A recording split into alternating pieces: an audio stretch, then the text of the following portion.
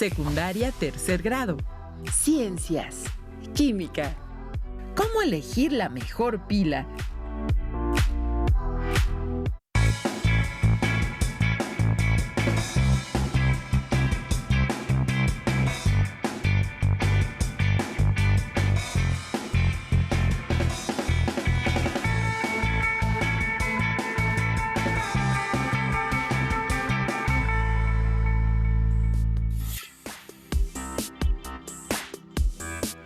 Bienvenidas, alumnas y alumnos, a esta sesión de la asignatura de Ciencias Química.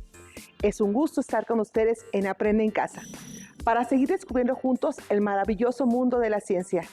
Mi nombre es Inés Elizabeth Ambrosio Ramírez. Y el mío, Álvaro Fernando Calderón Calderón. Lamentablemente, la emergencia sanitaria no ha terminado. Cuídense mucho, quédense en casa en medida de lo posible. Utilicen cubrebocas si es necesario salir y lávense las manos frecuentemente. Utilicen suficiente jabón por al menos 20 segundos.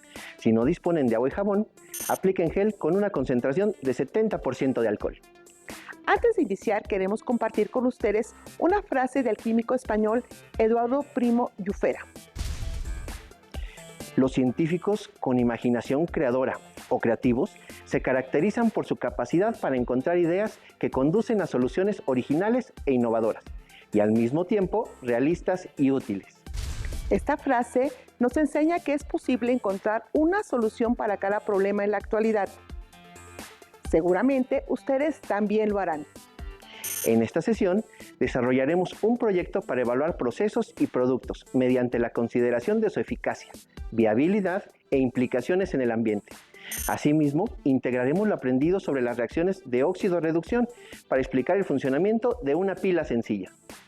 Reflexionaremos sobre la importancia del trabajo de proyectos para integrar, ordenar y presentar los saberes químicos aprendidos hasta ahora.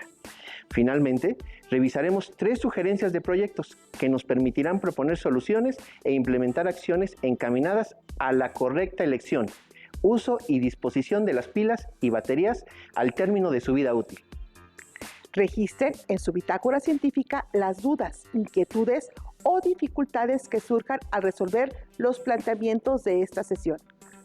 Para resolver los cuestionamientos con respecto al tema de cómo elegir la mejor pila, será necesario que reflexionen en torno a los problemas que se presentarán y desarrollen las actividades planteadas en este proyecto. Si tienen alguna duda, pueden preguntar a su maestra o maestro de la asignatura de Ciencias Químicas. No hay nada que nos guste más que ayudar a nuestras alumnas y alumnos. ¿Sabían que la primera pila construida por Alessandro Volta en 1800 era una columna de placas de zinc y plata, separadas con una tela humedecida con agua salada? La inventó cuando aún no se sabía nada de la existencia de átomos o iones. Los materiales que vamos a utilizar en esta sesión son los siguientes: su libro de texto de ciencias con énfasis en química, su cuaderno de notas de la asignatura con la fecha y el título de nuestra sesión. Recuerden que es su bitácora científica. Todos hemos utilizado en alguna ocasión un aparato o dispositivo que requiera pilas para funcionar, pero pocas veces nos preguntamos: ¿cómo funciona una pila? ¿Por qué hay que cambiarlas después de cierto tiempo? ¿Todas las pilas serán del mismo tipo? ¿Es lo mismo una pila que una batería? ¿Qué aparatos de uso cotidiano funcionan con pilas? Cuando se acaba una pila, ¿qué debo hacer con ella? ¿Qué significa cuando decimos que es recargable? ¿De qué materiales están hechas? ¿Las pilas contaminan? Parecen muchas preguntas, ¿no? Vamos a contestarlas elaborando un proyecto. Primero hay que recordar los 3 tipos de proyectos en ciencias. Proyectos científicos, que ayudan a describir, explicar y predecir los procesos naturales en su entorno. Proyectos tecnológicos, que estimulan creatividad en el diseño y construcción de objetos, así como su utilidad. Los proyectos ciudadanos, que contribuyen a valorar de forma crítica las relaciones entre la ciencia y la sociedad. Antes de comenzar a responder las preguntas anteriores, observe con atención los siguientes videos. La necesidad hace que utilicemos mucho los teléfonos celulares. Por esta razón, la vida útil de mi batería se acabó. Ya no se puede recargar y no la puedo tirar a la basura porque he escuchado que contamina. aunque sé que cada año millones de baterías se desechan en todo el mundo. ¿Cuánto contamina un objeto tan pequeño? ¿Y qué impacto ambiental causa? Cuando los teléfonos celulares dejan de funcionar, se desechan y se convierten en residuos contaminantes que contienen sustancias tóxicas y dañinas, tanto para el medio ambiente como para la salud de todos los seres vivos, y que, además, tardan cientos de años en degradarse. Tan solo en México se generan 411 toneladas diarias de basura electrónica, entre la cual se encuentran muchos teléfonos celulares. Por tanto, con el fin de reducir el impacto ambiental provocado por estos aparatos, se recomienda llevarlos a un centro de reciclaje donde separan sus componentes para que puedan ser reutilizados de la siguiente manera. 45% es plástico. De este se recicla el 80% para usarse como materia prima en otras industrias que fabrican botellas y cajas de plástico reciclado, mientras que el resto se transforma en energía en el proceso de fundición para recuperar los materiales. 20% es cobre y se vuelve a utilizar en la industria de la construcción y del transporte y en la fabricación de otros aparatos electrónicos. 20% es aluminio y otros metales como paladio, platino y oro. Este último, por ejemplo, se emplea para fabricar joyería. Y 10% es cerámica y vidrio, los cuales se utilizan como materia prima, por ejemplo, en la fabricación de materiales de construcción como las arcillas y los ladrillos. Hola, soy José Luis Córdoba. Tengo el doctorado por el Centro de Investigaciones y Estudios Avanzados del Politécnico y trabajo en el Departamento de Química de la Universidad Autónoma Metropolitana. Hoy quiero platicarte un poco acerca de las reacciones de oxidación y reducción. Estas reacciones se encuentran en todos lados, en nuestra vida cotidiana y obviamente también en la industria. Sin duda te habrás preguntado cómo es que nuestros alimentos se transforman en energía, en movimiento, cómo se transforman los alimentos en sangre, en cuerpo, en cabellos, en uñas, etcétera, ¿no? Sabemos que 3 veces al día hay que comer, más o menos. Pero el número de veces que respiramos en un día es mucho mayor. Es unas 17,000 veces al día que respiramos. ¿Por qué? Porque necesitamos el oxígeno. Y como lo dice el nombre, el oxígeno interviene en las reacciones de oxidación. Por si esto no bastara, la energía que nos suministra el oxígeno en los alimentos es por estas transferencias de electrones que se dan en las reacciones redox y continuamente las utilizas al emplear un dispositivo eléctrico portátil, sea un celular, sea una cámara fotográfica, sea un teléfono inalámbrico, lo que sea. Lleva baterías, lleva celdas electroquímicas y estas a partir del cambio químico producen energía eléctrica. También se puede dar lo opuesto, que a partir de la energía eléctrica se produzca un cambio químico. Y entonces llegamos a la cocina donde tenemos baterías, pero son de otro tipo. Las baterías de cocina casi siempre son de aluminio.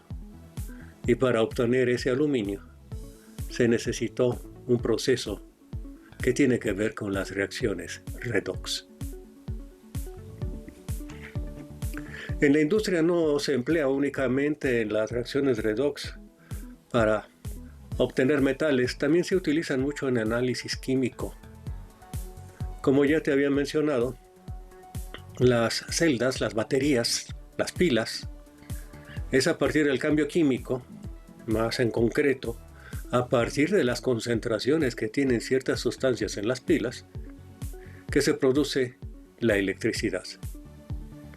Y en el laboratorio, que es indispensable en todas las industrias, se pueden medir las concentraciones de las sustancias a partir de la diferencia de potencial, esto es, a partir del voltaje que producen esas concentraciones en esas sustancias. Si regresamos a la cocina, veremos que muchos de los alimentos en ocasiones cambian de aspecto y cambian de sabor. Por ejemplo, la mantequilla llega a ranciarse. Una vez más tenemos reacciones de oxidación. Una pila eléctrica sencilla está formada por un electrodo metálico positivo, llamado ánodo, un electrodo negativo llamado cátodo y un electrolito, que puede ser líquido, sólido o pasta.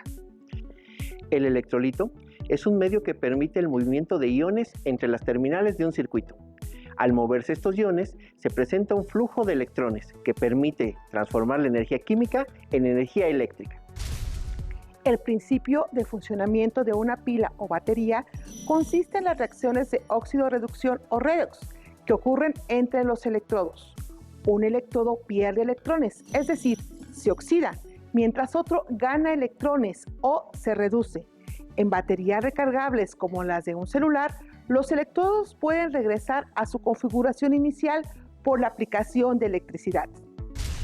Existen diferentes tipos de pilas. Las alcalinas, que son desechables, emplean hidróxido de potasio como electrolito, y la reacción química que produce energía ocurre entre el zinc, ánodo, y el dióxido de manganeso, cátodo. Son económicas, pero de corta vida. Las baterías de ácido plomo, utilizadas en automóviles y motocicletas, son pilas recargables que cuando están cargadas poseen dos electrodos de plomo y un cátodo de dióxido de plomo y un ánodo de plomo esponjoso. Y las baterías de iones de litio, usadas en teléfonos celulares y computadoras portátiles. En 2019 se les otorgó el Premio Nobel de Química a los científicos John B. Goodenough, M. Stanley Whittingham y Akira Yoshino por desarrollar conocimientos químicos acerca de las pilas recargables. Para comenzar, repasemos brevemente las etapas de un proyecto. 1. Planeación. En esta etapa se plantean preguntas y se define el propósito del proyecto. 2. Desarrollo. En esta etapa se realizan actividades como consultas, entrevistas, experimentos o construcción de artefactos o dispositivos. 3. Comunicación. Es el uso de diversos medios para compartir aprendizajes o productos. 4. Evaluación. Es el registro de todo el proceso y donde deben reconocerse los logros, dificultades y oportunidades para seguir aprendiendo. Se calcula que en los últimos 43 años, en México, se han liberado al ambiente aproximadamente 635,000 toneladas de pilas. Estas contienen elementos inocuos al ambiente y a la salud, como el carbono o zinc, pero también elementos que pueden representar un riesgo debido a los grandes volúmenes emitidos, como es el caso de las 145,918 toneladas de dióxido de manganeso, 1,232 toneladas de mercurio, 22,063 toneladas de níquel, 20,169 toneladas de cadmio y 77 toneladas de compuestos de litio. Vamos a comenzar. Recordemos que un proyecto tecnológico consiste en construir un aparato o dispositivo y comprobar su funcionamiento. El propósito de este proyecto es construir una pila con materiales de reuso. Planeación. Partamos de la siguiente pregunta. ¿Qué materiales necesito para construir una pila? Desarrollo. Los materiales que vamos a necesitar son los siguientes: 6 monedas o láminas de cobre, cartón, papel aluminio, cable de cobre delgado como el que se utiliza en las bocinas, un reloj, un voltímetro, cinta aislante, tijeras y vinagre. ¿Cómo lo haremos? Vamos a colocarnos la careta por la sana distancia. Colocamos una tira de cinta adhesiva y colocamos el cable rojo. ¿Sí? La maestra lo está realizando en este momento. Encima colocamos la primera moneda de cobre. Cortamos un círculo de cartón del mismo tamaño que la moneda. En total necesitaremos 6, Por cuestiones de tiempo, nosotros ya los tenemos listos. Ahora, humedecemos el cartón con vinagre y lo colocamos encima de la moneda. Cortamos una tira de papel aluminio y hacemos los dobleces al tamaño de una moneda y lo colocamos sobre el cartón.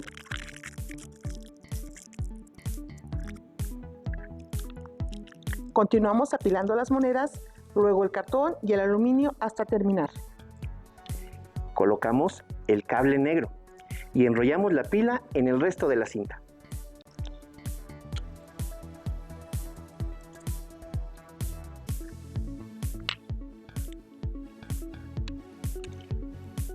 Vamos colocando las monedas restantes hasta finalizar nuestras 6 monedas, nuestros 6 trozos de cartón y los 6 trozos de papel aluminio.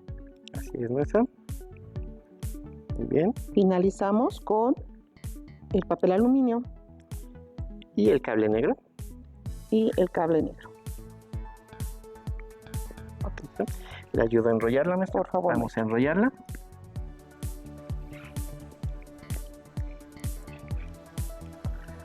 Ahora está completa. Vamos a probar nuestra pila midiendo primero el voltaje en los extremos de los cables con la ayuda del voltímetro. Para que sea más sencillo, vamos a colocar estos cables con caimanes.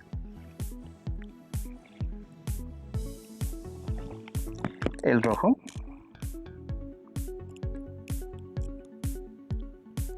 Ahí está. Muy bien. Ahora el cable negro. Encendemos nuestro voltímetro y vemos cuánto nos marca: 1.67 volts, que es el valor aproximado de una pila comercial. Ahora vamos a conectar un reloj para asegurarnos que nuestra pila funcione. Maestro, Claro. Yo sostengo el reloj y yo lo conecto.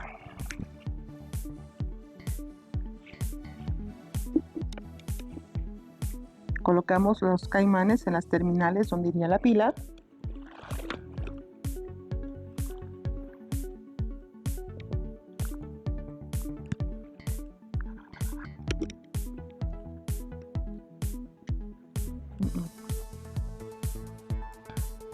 Ya.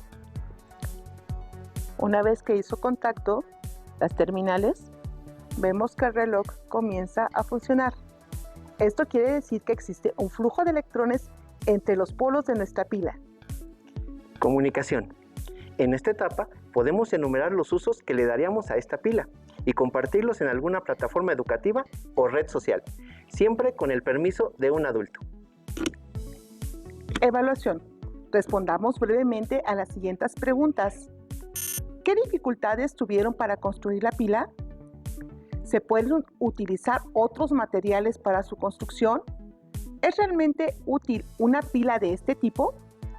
Les proponemos que en caso de no contar con los materiales para construir la pila del proyecto tecnológico, realicen un proyecto científico con el propósito de explicar el funcionamiento de una pila sencilla mediante el análisis de las reacciones de óxido-reducción que suceden en ella. Planeación. Podemos partir de una pregunta como la siguiente. ¿Cómo se produce energía eléctrica en una pila? Desarrollo. Podemos investigar en diversas fuentes e incluso consultar en las sesiones de la semana anterior donde se explican estas reacciones y su importancia. Comunicación. Pueden elaborar una presentación sobre estas reacciones, indicando cuál elemento se reduce y cuál de ellos se oxida.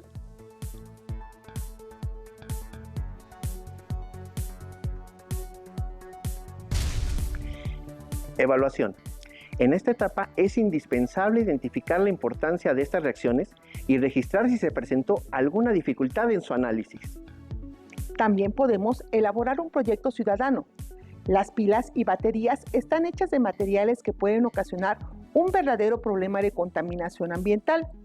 Por esta razón es muy importante desecharlas de manera adecuada. Podemos iniciar con la planeación de la siguiente manera. ¿Qué hacer con las baterías y pilas cuando termina su vida útil? El propósito puede ser diseñar una campaña de recolección de pilas para asegurar su correcto almacenamiento y reciclaje. Observen que utilizamos la palabra diseñar, pues la implementación de esta campaña no puede ser inmediata dadas las condiciones sanitarias actuales.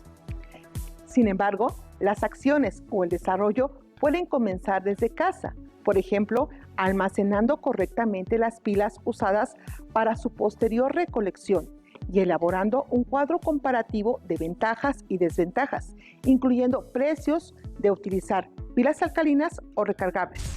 Pueden tomar el siguiente ejemplo. Para la etapa de comunicación, pueden elaborar un tríptico y compartirlo con sus compañeros y maestros. En él, pueden enfatizar las graves consecuencias de desechar las pilas de manera incorrecta.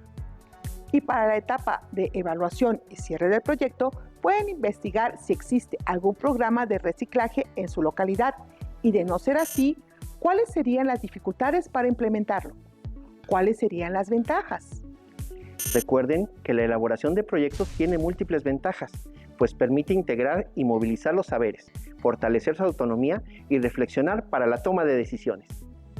Entre profes, en este espacio queremos compartir con nuestros compañeros docentes algunas ideas y sugerencias y recursos para que en la medida de lo posible las utilicen en la enseñanza de este tema con sus alumnos, con quienes esperamos tengan contacto frecuente. En esta ocasión, queremos sugerirles un artículo publicado en la Revista Mexicana de Investigación Educativa, donde se documenta de manera detallada cómo se implementa el trabajo por proyectos en una secundaria, las dificultades, oportunidades, limitaciones y cómo los docentes dieron respuestas a estos retos. El autor, Blancas Hernández José Luis, Guerra Ramos María Teresa, 2016. Trabajo por proyectos en el aula de ciencias de secundaria. Tensiones curriculares y resoluciones docentes. Revista Mexicana de Investigación Educativa, disponible en el URL o utilizando el siguiente código QR. Cada vez que vamos a deshacernos de las pilas, surge la pregunta, ¿qué hacer con ellas? Las pilas no pueden ser mezcladas con los residuos domésticos porque causarían un grave problema de contaminación. En la Ciudad de México se puso en marcha el programa Ponte las pilas con tu ciudad, donde se instalaron 400 columnas en las cuales los ciudadanos pueden depositar de manera segura las pilas usadas. ¿Conocen algún programa similar en su localidad? Después de su recolección, las pilas se almacenan en un centro de acopio temporal en el municipio de Naucalpan, Estado de México. Cuando se reúne más de 1 tonelada de pilas, se trasladan a una planta de reciclaje en Irapuato, Guanajuato, donde se clasifican por su tipo. El procedimiento de reciclaje de pilas es el siguiente. Se recupera la carcasa de las pilas y se reutiliza en la fabricación de alambre, llaves, varillas, partes de carro, etc. Se recuperan algunos metales como litio, cadmio, níquel y zinc, que son reutilizados en diversas cadenas productivas. Lo que no se recupera se utiliza como estabilizador de residuos peligrosos. Las pilas recargables tienen una vida útil mucho más larga que las de las pilas desechables. Por esta razón, el impacto que generan en el ambiente y en nuestro bolsillo es menor. Para obtener recomendaciones sobre su uso y su compra, pueden consultar el estudio realizado por la Procuraduría Federal del Consumidor en la siguiente dirección electrónica o utilizar el siguiente código QR. Terminamos, pero aún nos queda mucho por descubrir. Nos vemos pronto aquí en Aprende en Casa. Hasta la próxima. Hasta la próxima. Vamos a colocarlo otra vez. Yo quiero ver cómo funciona. Si tienes dudas o necesitas ayuda, llama al Centro de Apoyo Pedagógico a Distancia. El número de teléfono para secundaria es el 55 36 01 71 23. Si requieres consultar los libros de texto en versión digital, recuerda que los puedes encontrar en la página conalitec.cep.gov.mx. Y recuerda que también cuentas con el sitio aprendeencasa.cep.gov.mx, en donde podrás ver nuevamente los videos de los programas y además encontrarás actividades para fortalecer tus aprendizajes. También te invitamos a que consultes la plataforma nuevaescuelamexicana.cep.gov.mx.